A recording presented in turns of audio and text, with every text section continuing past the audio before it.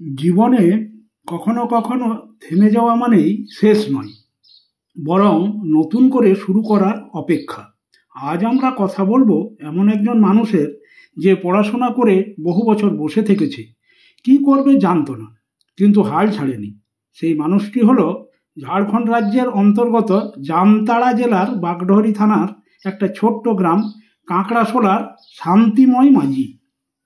একদিন তার নজরে পড়ে আশেপাশের গ্রামের প্রচুর দুধ নষ্ট হয়ে যাচ্ছে। সেখান থেকেই মাথায় আসে নতুন ভাবনা। সে শুরু করে ছোট্ট একটা ব্যবসা।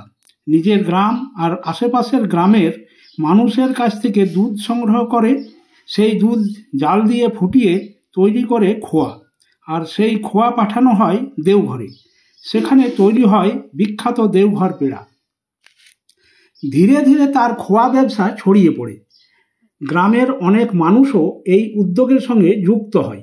আজ সে শুধু নিজের নয়, আশেপাশের মানুষের জীবিকার উৎস হয়ে উঠেছে।